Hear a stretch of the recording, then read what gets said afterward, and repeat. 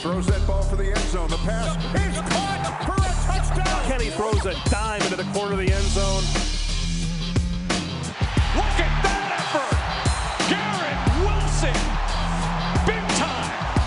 The NFL draft is now officially over.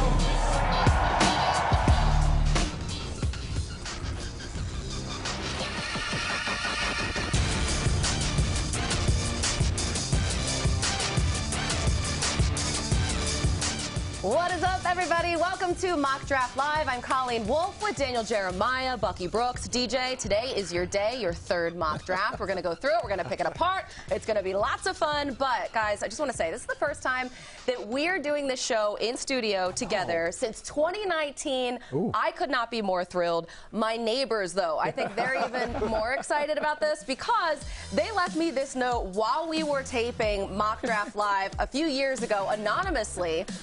I have since moved, but I kept it because I'm petty and I've hung it in my home studio. I think that is a compliment. Your voice carries. That's... You know? And they underlined your, I think, so I don't know if that was like a shot directly at me on top of another shot or if it was a stylistic choice. Doesn't matter. I'm just so excited to be here with you guys. And DJ, you have a new number one at the top of your mock. Aiden Hutchinson shuts the door. Hutchinson, sack time! The Michigan defense led by number 97, Aiden Hutchinson. Ball batted at the line. Hutchinson deflected it. Michigan will take over.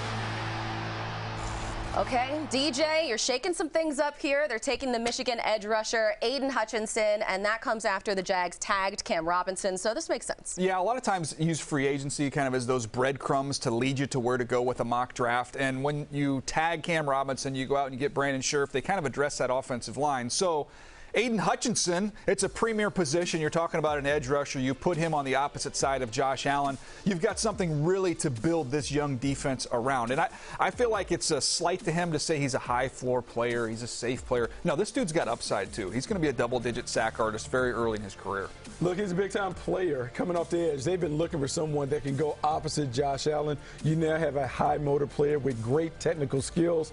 This defense has to be able to knock the quarterback down. This is one of the best that we've seen do it. He is a unique talent in terms of a guy who has a high motor without saying athleticism and technical skills. The Jags spent a ton of money in free agency. They did not address the edge position, though, so that makes sense. But is there still a chance for them to go offensive tackle here? I think they could. I mean, you look at who, would fit them for the long term. If you're playing the long game here with Trevor Lawrence, you could definitely look at the Alabama tackle and Evan Neal or Ike Ekwonu from NC State. But I think right now Aiden Hutchinson impacts your team this year, and you also get the long-term benefits with him as well. Okay. Is there any chance that they trade down, Buck? Well, I mean, I think anytime you sit in the number one spot, if you can get more picks, you certainly would trade down. But I think they want to pick good players. You can't go wrong with good players on this roster. This team needs a ton of good players to improve. All right, that's not the only switch here, DJ, from your previous two mocks, because at number 2 overall, we have another edge rusher coming off the board. He's been rising, flying up draft boards everywhere, Trayvon Walker. Yeah, I tried to tell people before the Combine that this train was getting ready to leave the station. When you look at his size, it's 6'5", 270-plus pounds. You saw how athletic he was running the 4.5s. You look at that production, say, only 6 sacks. They didn't widen him out and cut him loose in that scheme. He showed through the workout process what he's capable of once he's given that opportunity. And, again, I think some people might be surprised all the way up here at number 2. I think he fits. Look, he was one of the fan faves in terms of talking to D-line coaches around the league. They love what this guy brings to the table, his athleticism, his disruption, his versatility. He is a huge asset on the front line. That's why a lot of people are after him. A huge winner he was at the Combine. Then DJ at number 3, another pick, another pass rusher. It's Kayvon Thibodeaux to the Texans. Why? Yeah, one of the more polarizing players, Thibodeaux. Some people view him as a top 2 or 3 player. Other teams don't think he's worthy of a top 10 or top 15 pick. I know one thing. He is explosive. He's dynamic. And he can get to the quarterback. The Houston Texans have a need there. We could see pass rusher, pass rusher, pass rusher. It's funny because he compared himself to Jadeveon Clowney at the Combine, not because of his playing style, but because of what he wanted to accomplish. But he could be their version of Jadeveon Clowney coming off the edge. And Lovie Smith's defense, when it's about hustle and effort and playing hard, his explosiveness fits the bill. Lovie Smith would absolutely appreciate that pick. So those are the first 3 picks in DJ's third mock draft. Here's a full look at the top 8. The Panthers take Evan Neal. We'll get to the Falcons in a second, who need a quarterback but are not taking one here. But first, a closer look at who DJ has mocked to the Jets at number 4.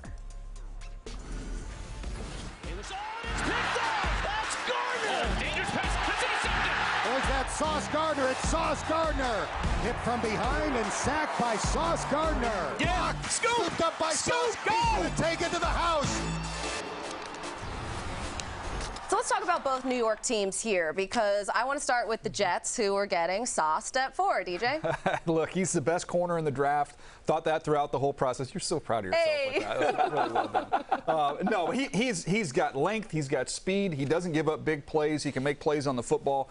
I don't know what else you really need from him. I mean, some people might have questioned the true deep speed, and he runs off a 4.4 at the combine. Not an issue at all. This guy's clean as a player. Yeah, really clean. He's going to remind Jets fans of Antonio Cromartie, and I'm going to use that comp because I've heard you utilize that before. His length, his athleticism, the tenacity with which he plays on the edge, he fits how they want to play on defense. They want to be more aggressive. You have to have aggressive corners in the secondary. I think he's going to fit right into New York. Can we just see that video? Where there he is. Oh, come on. I mean, come on. He's got the sauce already. Come on Look now. at him. I think it was Rich Cimini who already termed it applesauce. He goes to the Big Apple. It's just right. It's right there. It's right there. So for good you. on a tee. It's perfect. Okay, let's get to number 5 here. The Giants, they're here to take the first pick here in the draft for them. Exactly where you went in your first mock, though.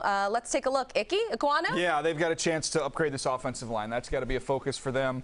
You know, when you look at the way this fell, I don't know that they could dream up a better scenario where they have their choice of the best offensive lineman in the draft, whether they think that's Evan Neal or Ekwonu. For me, it's Ekwonu. I think he's got the ability to play left tackle. They have a left tackle. I think he could play on the right side. You could kick him inside to guard.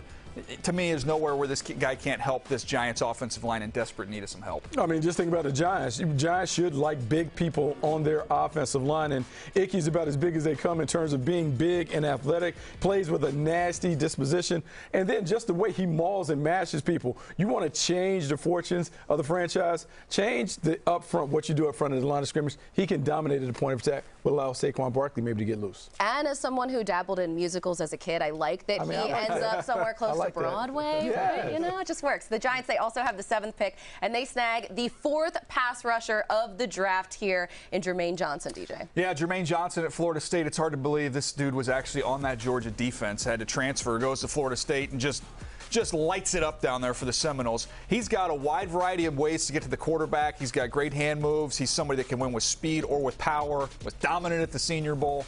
They really upgrade the trenches here with Jermaine Johnson. Well, I like what you're doing, DJ, with the Giants. You're going with the brand names. You're talking about big bodies that can dominate in the trenches. When the Giants have been at their best, it's because they're able to control the trenches on offense and defense. He's another pass rusher to throw in that rotation. He was great at the Combine, showed out at the Senior Bowl as well. But let's go to the next pick, the 7th pick, actually, because we're going to stay with the Giants, and or the 10th pick, because they have the 7th and the 10th. You know, New York is all over this. It's all Giants and Jets. You know what I mean? Yeah, okay, so let's go to your next pick here in Drake London for Zach Wilson. Yeah, and they've had an opportunity to get Sauce Gardner early, so they get an impact skill position player on defense. Now you turn around and get Drake London on the offensive side of the ball to pair him up with Zach Wilson. Always trying to find weapons, always trying to upgrade that passing attack. They do it here. Drake London, to me, guys, I think you put him in the slot, make him a big slot receiver with Elijah Moore on the outside. You're cooking with gas, Buck. Yeah, you are cooking with gas. You talk about expanding the strike zone. This is a guy that can certainly win on the outside, those 50-50 balls. But down in the red zone, when you're trying to score points, you can just post him up, let him dominate over the middle of the field, win in between the hashes. He is someone who is dangerous. I like that pairing. I like it. Drake London to the Jets there at 10. So that's New York. But Atlanta just traded their franchise quarterback, and you have them taking a wideout. So before we address the quarterback situation there, what do you like about Garrett Wilson here? Well, he's the best receiver in the draft class for me. He can do everything. When you talk about receivers, I'm looking for guys that can separate. I'm looking for players with outstanding hands and play strength. He possesses all 3 of those qualities. You can use him at any of the wide receiver spots. He can play above the rim. He plays much bigger than his size.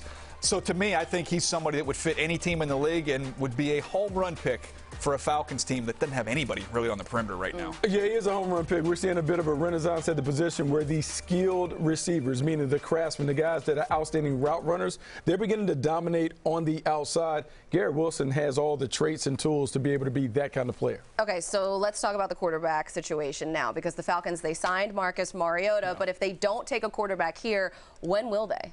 Well, it goes back to last year, right? They don't take a quarterback last year, so they commit to Matt Ryan, which only lasts one more year.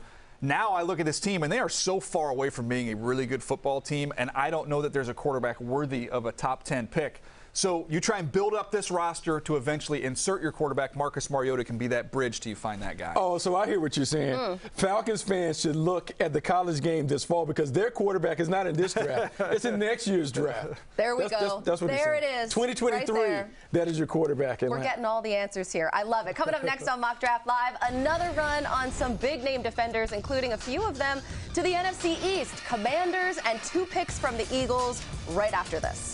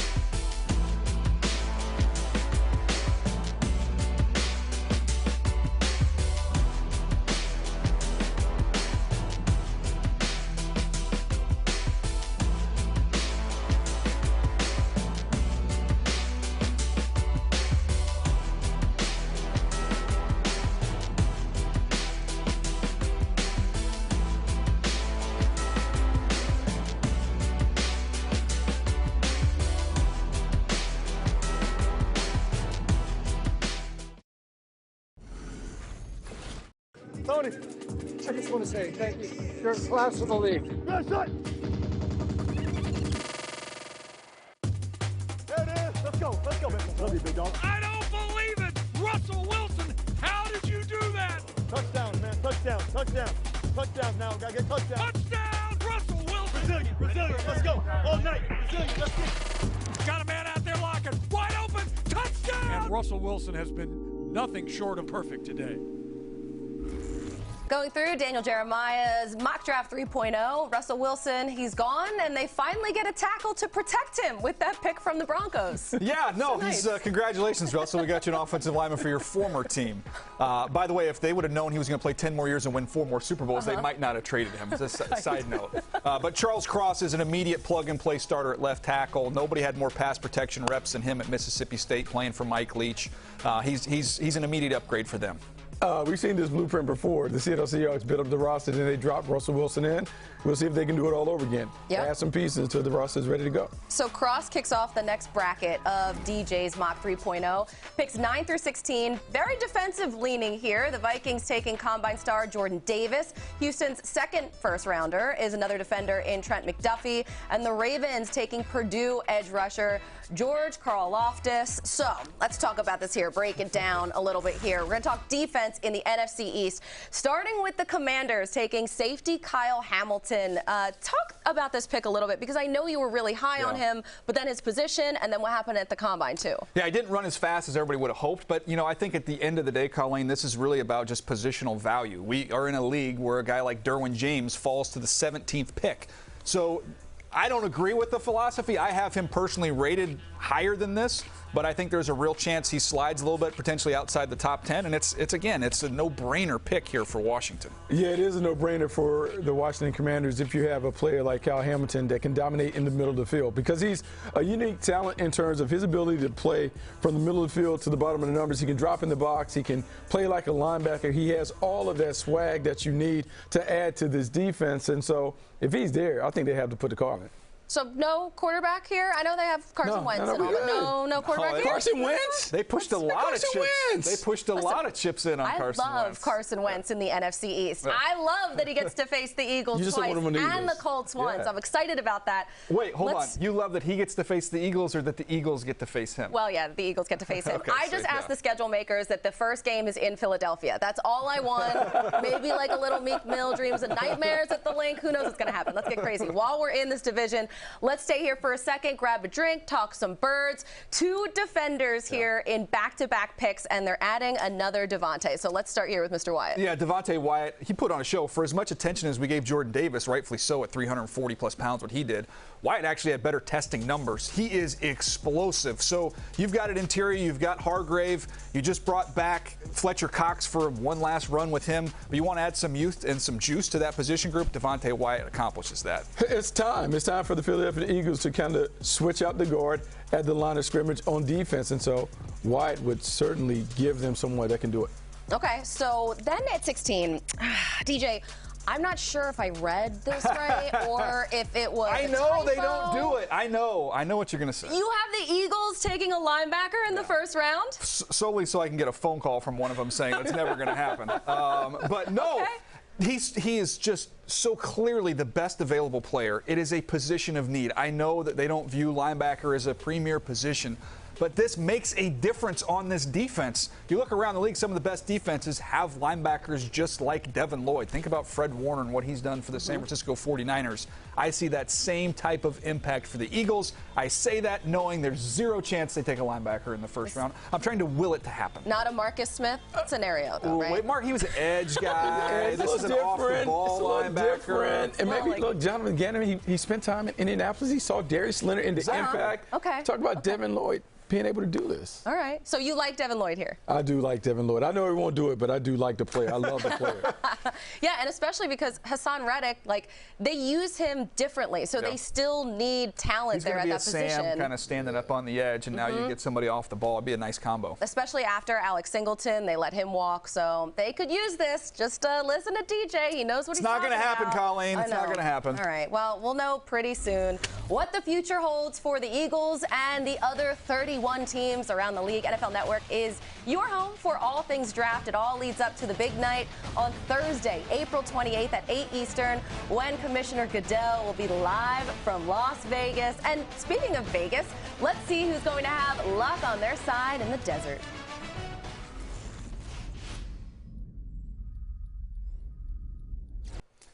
All right, we're going to do something a little unique, a little fun here today on the show. And, Buck, we're looking at this draft, and we're going to go a little NFL draft jackpot. How this is going to work, we've got a little slot machine here. I like it. And we're going to go with a player, a team, and a pick. And then we're going to decide whether or not we hit the jackpot. Are you ready? Why don't you give it a spin here? Okay, let's go spin. Here we go. Come on. Come on. All right, we got the Lions 34. Matt Corral, the quarterback from Ole Miss. Did you hit the jackpot here? I did hit the jackpot because I like this pick. I like this fit for the Detroit Lions because Matt Corral is a big-time player. When you watch him in the SEC, he displays all the things that you want to see from your quarterback. You see outstanding athleticism. You see arm talent. You see production. More importantly, I like the competitiveness and toughness. You put him, Dan Campbell, I kind of like it. All right, so I'm going to give you a little bit of a mixture here. I love the player. I love the team. I don't love the pick because they have 32. So if you take him 2 picks earlier, you get the extra year on the contract. Okay. So that's the only reason why we didn't hit the jackpot. Okay. All right. Now I'm gonna actually pull the lever this time, and it's gonna spin after I pull the lever. Okay. You ready? So I've got a little more touch to it here. Oh, there you go. There you go. There we go. Now we're off and running. You just stared at that thing, and it got its wheels spinning. Yeah. Okay. Here we got the Seahawks 40, and we got USC's Drake Jackson, edge rusher. What do you think? Well, I know that Pete Carroll has an affinity for his former Trojans, and so Drake Jackson gives them a little something that they need. They desperately need someone that can come off the edge, create disruptive plays. In the second round, rolling the dice a little bit, I'm gonna go with that. I'm gonna say the Seahawks have found a way to get that done. He's a tricky evaluation for me. When you watch him as a freshman, I thought he was on his way to being a top 10, top 15 pick. He was a little bit heavier, about 265, 270 pounds. Then he dropped a bunch of weight, was standing up. They were dropping him in coverage. I didn't see that same play strength. Then we finish the season, he bulks back up for the combine. So I think if you get that younger version of Drake Jackson, this could end up being a real bargain for them at pick number 40. He's got it all in his body. He just got to figure out which body he wants to be. That's right. He has to get the potential out of it. So we're going to put that on Pete Carroll, see if he can do it. They need it on this defense. Give me one more spin here. Here we go, one more. We're going to pull it. Oh, there you go. Nicely done. A little delay. A little delay. All right, here we go. Who we have here for the team? We've got Colleen's Philadelphia Eagles, pick 51. We've got Troy Anderson, linebacker from Montana State, who I don't know if everybody knows about, but they should. They should know about this guy, and he is someone who's going to be all over Philadelphia eating cheesesteaks because this guy runs fast, he's productive, he does a lot of things that you need to see at the second level. And in this defense where they want to kind of sit back, read, react, and allow the linebackers to chase out on the sideline, he's a terrific fit. Yeah, somebody who was a quarterback going into college. Now he's turned himself into a linebacker, ran in the 4.4s at the combine, was outstanding at the Senior Bowl as well. You see all the production on the screen there. He's kind of that longer, athletic linebacker off the ball that teams are looking for. Think about Fred Warner, the success he's had. Yes. Darius Leonard. You're trying to find this body type with this skill set. Pick 51. I think that is a jackpot there for the Eagles. It is a jackpot because he's a nice fit in that scheme. You have to remember, they're playing that Tampa 2-ish zone coverage. That length is an asset. Well, I know one person who appreciates us trying to help out the Philadelphia Eagles. That's Colleen. You got that right. Thank you, guys. Coming up next on Mock Draft Live, 16 picks down and still no quarterback off the board. However, DJ's pick and ticket after the break. Who's taking them? Stick around to find out.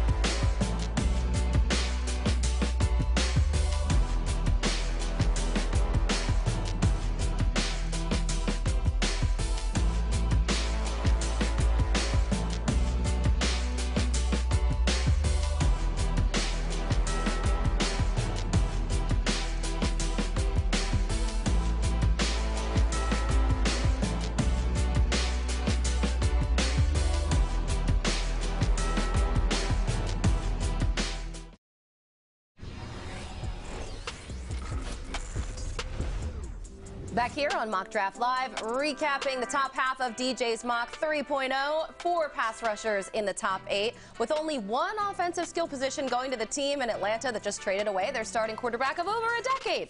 We talked about that earlier. We have more, though, coming your way. Here's a look at 9 through 16, a variety of positions, mostly on defense. The only offensive players going to the Seahawks, with offensive tackle Charles Cross and the Jets selecting wide receiver Drake London. So now the Chargers are on the clock. DJ, that's your squad. So let's start here, the back half of this mock, and you're getting some protection for your boy Justin Herbert. Yeah, you see Trevor Penning lining up at left tackle here in college. He's going to switch over to the right side to be on the opposite side of Rashawn Slater. That is a crying need for this team right now. So that's pick number 17. At 18, you can breathe a sigh of relief, everybody. A quarterback is coming off the board. Can I pick it? Yes, you can. Pickett throws back across the middle. Right on the money again. He can throw it, but he can run that bad boy, too. Pickett in trouble. Gets away. And he got in. Touchdown, Pittsburgh. Kenny Pickett, I mean, the puns, it's just so right perfect. Oh, it's going to be terrible for everyone who hates puns. Great for us. So, DJ, why Kenny Pickett here to the Saints? Well, think about the Saints, the success that they've had as an organization with an anticipation, timing, thrower, accuracy, all the strengths that Kenny Pickett possesses. That's what they have cherished in that organization, and I think he's a plug-and-play starter. Even after signing Jameis? Yeah, Jameis, though, to me is a placeholder right now. I don't think they view him as the long-term solution, so that's why I've got Kenny Pickett as a Saint. Yeah, Kenny Pickett would be a nice fit there in New Orleans. Pete Carmichael, this offense, a lot of the pieces come back in place. You have a running back in Alvin Kamara. You have Michael Thomas returning. And so Pickett only needs to be more of the managerial type at the position. He gets an opportunity. It will be because Jameis Winston is probably turning the ball over, and so they want someone who can take care of it. This team is still a playoff contender, and so with the right quarterback, who knows how far they can go. He appears to have a ton of skills to be able to manage that offense and continue to have them win a lot of games. Okay, so why Pickett as the first quarterback off the board? I know his hands magically grew during his pro day. That's amazing, cool, but why? He's not the most talented thrower. He's not the most talented runner. He's the most talented quarterback. And I'm talking about being able to work through progressions, get the football where it needs to go with that anticipation, timing, and accuracy. The decision-making, you kind of put it all together. He's ready to play. He's the only one in this draft class, in my opinion, that you could roll out there week 1 and have confidence that he'll be okay.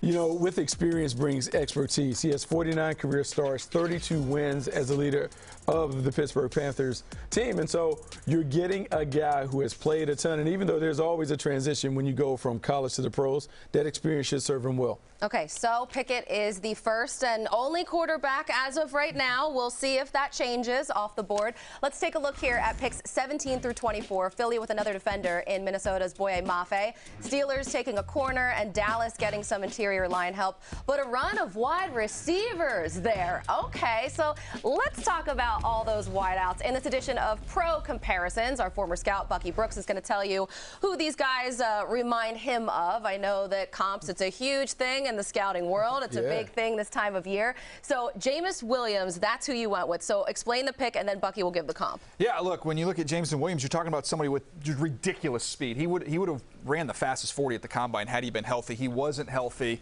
coming off an ACL injury, but you also think of the connection there. Bill Belichick, Nick Saban, we've seen that work for them. Okay, so I saw his dad at the combine, and I told his dad I would show his son some love. So I'm going to give him a comparison that are like Terry McLaurin from the Washington Commanders. I'm about to say I know, you did it, though. You're all right. Good. The Commanders, but I think about big playability. I think about the opportunity to stretch the field when you have a playmaker like Williams on the field, much like what McLaurin has been able to do. He is a playmaker, and playmakers find a way to put the ball in the paint. I expect Williams to score a ton of touchdowns as a pro. Yeah, Scary Terry. I mean, he's got to get a cool nickname, though, if he's going to do that. That's got to be top of the list. Okay, for the Green Bay Packers, Chris Olave. Yeah, the Packers, much like we say the Eagles don't take linebackers, the Packers don't take wide receivers. I can't believe it. I'm trying to will this to happen. Okay. To me, I think they can transform their receiving core. Chris Olave is polished. He's got big-time speed. You saw it with the time that he ran at the Combine. but one of the more polished route runners as well. When you think about Aaron Rodgers, he wants guys to be where they're supposed to be, when they're supposed to be there. Talk to the folks at Ohio State. That's how they describe Chris Olave. So when I look at Chris Olave on tape, he reminds me of Tyler Lockett in terms of his ability to run every route in the tree and to do it with a little pizzazz. He has playmaking ability. He has the ability to put the ball in the paint. No one scored more touchdowns at wide receiver at Ohio State than Olave. I would think that he would continue to do that as a pro. Put the ball in the paint, it matters. Yeah, I know. Again, they haven't traditionally done wideouts, but this is a time. You're all in with Aaron Rodgers. You lost Davante Adams. Now is the time to be aggressive at this position. The first time to be aggressive at this position. Not since Javon Walker in 2002 did the Packers. They never go first-round receiver. It's We're going to change it. Remember when Dave always wanted. Dave Gettleman didn't trade back until he did. I know, and then he blew up that whole theory. I know, kind of crazy. Okay, Treylon Burks, wide receiver, going to Arizona. Yeah, they lose one in Christian Kirk. Now, a different style when you talk about the body type of Treylon Burks, big, physical guy, but somebody that can play in the slot. You can throw him in the backfield if you want. We've kind of used that Deebo Samuel comp a little bit loose with him. Just get the ball in his hands, and that's where the magic happens. That's what that offense is all about. That is what that offense is all about. But I'm going to go and make the body type composition. I'm going to say Alshon Jeffrey. The Alshon Jeffrey that played at Chicago, the one that played at Philly, because we don't know about the speed, much like Alshon, but Alshon found a way to consistently win the 50-50 balls, made some plays down the field. I am saying that Treylon Burks is going to have an opportunity to do some of those things that Alshon Jeffrey did throughout his career. I think Burks has better play speed. I know the time speed didn't blow everybody away, but I think he's kind of, once he gets going, he can really move. Kyler Murray is going to be doing his I don't meditate, so I don't know what it is. People tell me I should. I probably should take that advice, but he's going to be doing like this when they pick Burks. Okay, that's awesome. Love it. We have more to come here. Coming up on Mock Draft Live, DJ already has the Packers taking one Davante Adams replacement in this mock.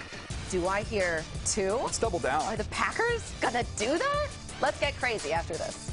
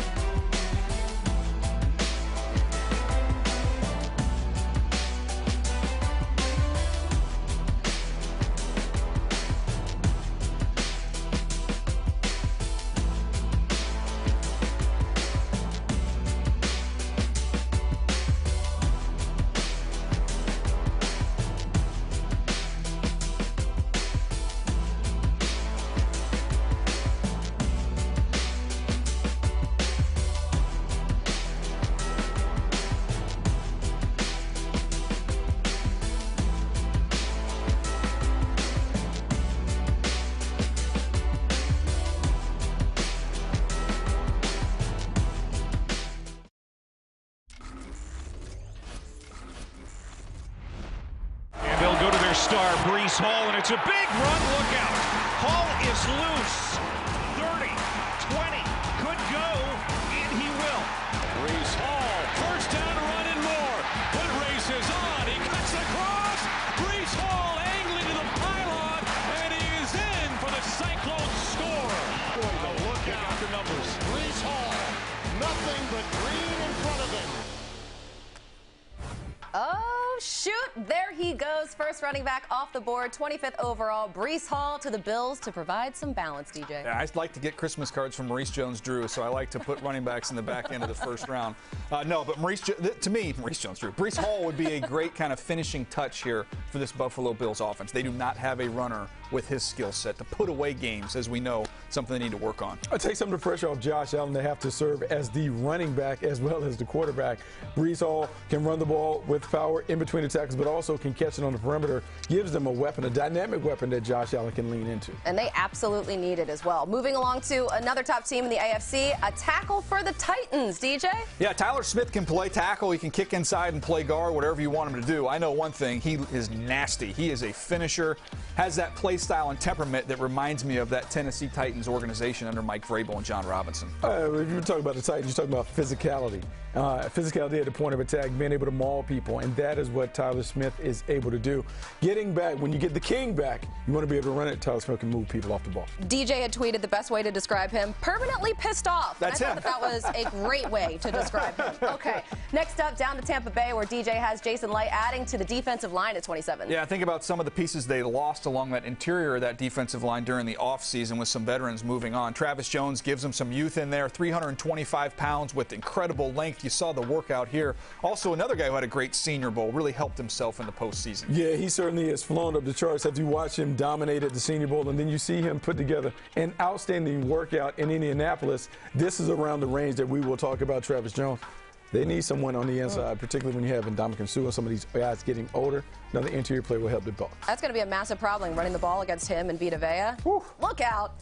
So the final picks of DJ's mock 3.0 revealed, 25-32. The AFC champs taking a corner with Clemson's Andrew Booth, and the Dolphins get some interior line help for Tua. But let's go back to Green Bay, because after taking Chris Olave at 22, DJ, you have the Packers taking another wideout here? Yeah, I just figured why not? If they've never done it, and then you do something for the first time, and you go, wait, this is really fun. You get an opportunity to do it again. Now you lose Devontae Adams. I just think when you combine Jahan Dotson, who is, again, another pristine route runner, I think he has the best hands in the entire draft, and you paired him with Chris Olave, I think together you can offset the loss that you had with Devontae Adams, and truthfully at a fraction of the cost. Oh, that's a very logical and reasonable explanation. Go ahead. They don't do it. I know they don't do it. I'm just going to go through some history. Here we go. Robert Brooks, Antonio Freeman, all in the second round. Donald Driver, 7th round. Then we go and we talk about Jordy Nelson and James Jones. Oh, Greg Jennings. Oh, Devontae Adams. Randall Cobb. None of those guys were first-round picks, and they've all been all-stars in this offense. It's not going to happen. And different scouting departments, too, and different GMs, too. Yeah, it's not going to happen. Hold on. So, wait. You've had 2 Hall of Fame quarterbacks for the last 30 years. And the Hall of Fame quarterback's still there. How many is the current one? How many Super Bowls the current one won? Maybe we should switch it up a little bit is what I'm getting at. Maybe let's try and get over the hump and maybe be aggressive here is what that's what I'm getting. Do you think Aaron Rodgers will be happy? I mean, I don't know what can make him happy. The most difficult question of the entire show. Right here, right now. All right, let's stay in the division. DJ, why is one of your top 15 players not going until 32 in Nakobe Dean? Yeah, Nakobe Dean is very similar to Kyle Hamilton in terms of I have them graded very highly, but I question how highly the league is going to value them. Some of it is the position as an off-the-ball linebacker. He's undersized. We talked earlier about trying to find length off-the-ball linebacker. That's what teams are looking for with the Fred Warners and the Darius Leonards of the world. That's not him. He's built more like Jonathan Vilma. He didn't run a 40 at the Combine, didn't run a 40 at his pro day, so nobody knows exactly how fast he is, although you watch the tape, he's got game speed, I can tell you that much. I think there'll be the greatest disparity from where I think a player is as a player and where he gets picked. I think Nakobe Dean's going to be that guy. Yeah, it's interesting because he's a football player, and it sounds crazy. What does that mean? A football player means, look, he's very productive. He performs when he's supposed to perform, but he's not going to be first off the bus. Right. He may not be first off the bus. He may not pass the beauty pageant test when it comes to what does he look like, does he have the height and those things. So he may get drafted outside the first round, but he is going to play at a high level because instinctively, man, he is a bullet, and he's going to make plays. Buckets Award winner. I mean, Dan Campbell, I'm sure, is freaking out somewhere. He would love this. But are they going to stay at 32, do you think, DJ? Well, they're in a position at 32, and then they also have a pick again at 34, I believe. So they've got a couple options here. If they wanted to, and we can talk about this, if they wanted to vault up, if they fall in love with the quarterback, they don't have to take one at 2. they have the capabilities to use those picks and come way up for a guy if they like him. I cannot wait to see what happens. It's going to be so much fun. Coming up next on Mock Draft Live, we have more for you. Don't go anywhere. Hey, DJ, where's Willis? I said, where's Willis? That's for all you Wire fans. I never watched it. I don't know if I nailed it or not. That's an age thing, because I thought you were going to say, what you talking about, Willis? Different show. Why the Liberty quarterback isn't in DJ's mock, and which teams we like to move up and snag them.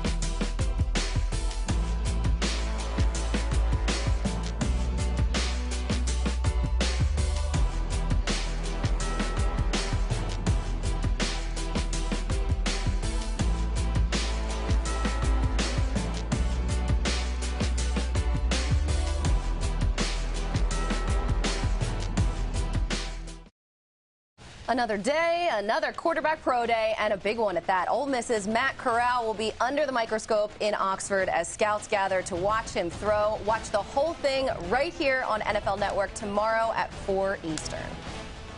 A big day today for quarterback Malik Willis, who showed up and showed out at Liberty's Pro Day. DJ and Bucky are going to empty the notebook on him. But first, let's get to know Willis in the latest edition of First Draft.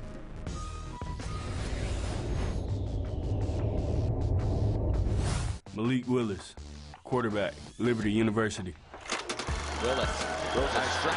Oh, my! He put that thing right on it. I would describe my style of play as winning. I'm going to do whatever I can to go try to win. It doesn't matter if we got 1,000 rushing yards, 1,000 passing yards. It doesn't matter as long as we go out there and get the job done.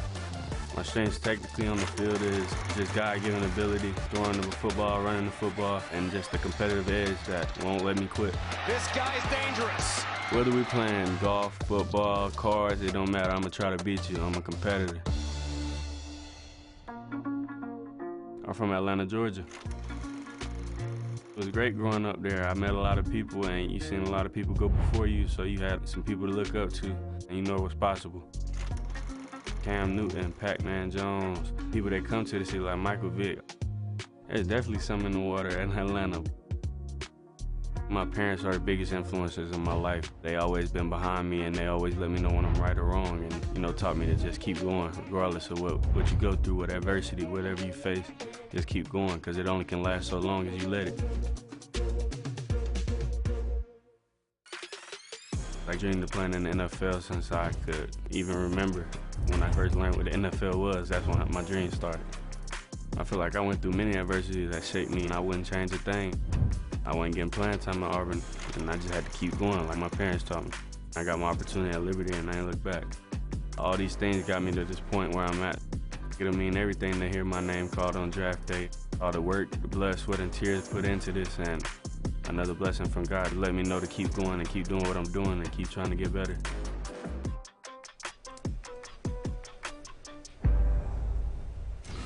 Okay, I'm all in. You show me like a little bit of personality, and I'm like, let's go, Malik Willis. He's not in your latest mock, but from what you saw today at Liberty Pro Day, what do you think about his skill set in general and everything that was on display? Well, it was as good a pro day as I've seen. I mean, it was outstanding the way he was able to power the football. He showed the ability to layer the football, which is, showing some touch that you don't always see when you watch him on tape, on the game tape. The biggest thing, though, was what you see right there was that big smile and the personality that kind of matched his throwing in this workout. He brought a lot of juice and a lot of energy to the field there at Liberty. The one thing that evaluators had a chance to see were just the raw tools and talent.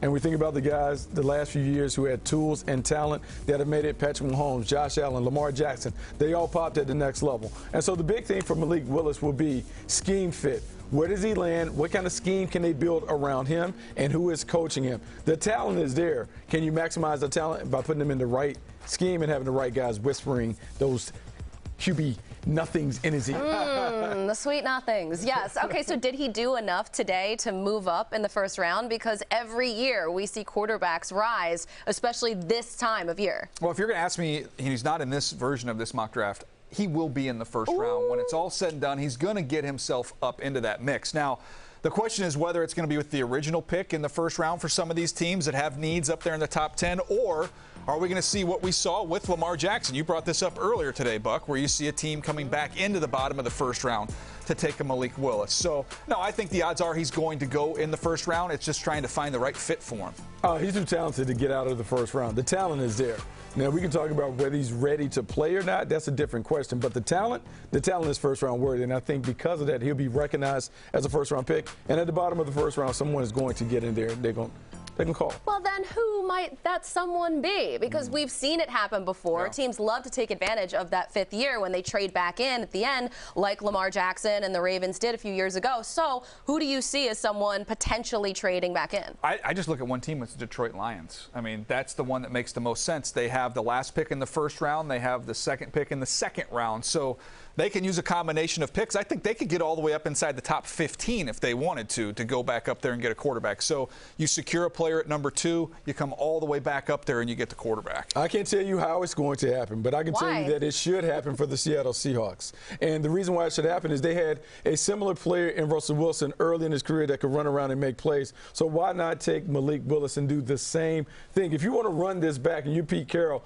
and they said, Pete Carroll, you're going to run it back, build the championship program all over again, well, go and get you a quarterback that allows you to do what you want to do. Run the football, let the quarterback make a ton of plays. The hardest thing, though, Colleen, with placing the quarterbacks in this year in mock drafts is that all of these teams, the majority of them, have backstop veterans. So they can line up and play. They aren't necessarily in a gotta have one of these quarterbacks. And if you hear they aren't in love with these guys, it's just hard to slot them in. I will say I found it very interesting that the only 2 head coaches at his pro day today at Liberty were Mike Tomlin and Matt Rule. So file that away, do with that whatever you want, but just keep that in mind.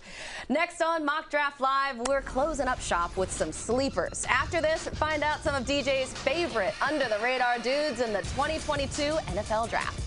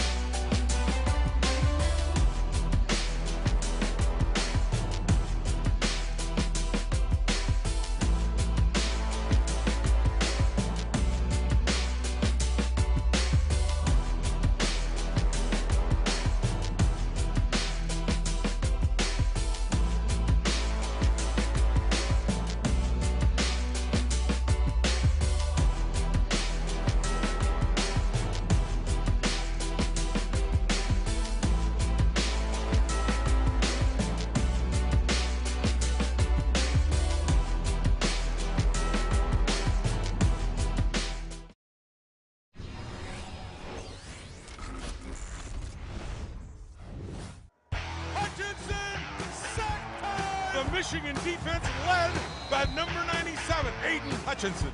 Can I pick it? Yes, you can. He can throw it, but he can run that bad boy, too. And it's broken up by the outstanding safety, Kyle Hamilton. Deeper into the bag of tricks. Jamison Williams, goodbye. For the end zone and wide open, Jamison Williams. He's going to get sacks. He's going to get strips. Orton with a great play. While Thibodeau read that perfectly. Just a few weeks until it's Vegas, baby. Be sure to check out the 2022 NFL Draft live from the Strip Thursday, April 28th at 8 Eastern right here on NFL Network. It's going to be a party. You're all invited. So, DJ, let's get to some day two sleepers, something that doesn't really happen in Vegas. But listen, we'll stay away for this. Quay Walker. Not a lot of sleep in Vegas, apparently. Yeah, Quay Walker from Georgia, again, one of the multitude of Georgia defenders in this draft class.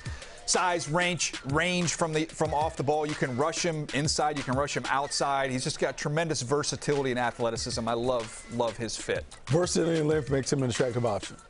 One of the 3 Georgia linebackers is going to go in the first 2 days. Let's get to another one of your Walkers here. Yeah, let's keep the W's wild here and go Kenneth Walker, who he ran the ball extremely well during the season. Didn't throw him the football very much. I thought he caught it really well at the combine. I think that's an area of his game you're going to see continued growth. And I think he's firmly established himself, for me, as a number 2 running back in this draft. His explosiveness at the combine surprised people. When you look at that in the tape, it makes him a high riser. And he won the Doak Walker Award. So, Walker, everything comes in threes. That's what we're doing here. Finally, we have Christian Watson. Yep, another W with Christian Watson, 6'4", 200-plus pounds, who ran in the 4.3s. And that speed is real. When you put on the tape, you see him separate from people. Went down to the Senior Bowl, and I thought showed a little more route polish than maybe we anticipated.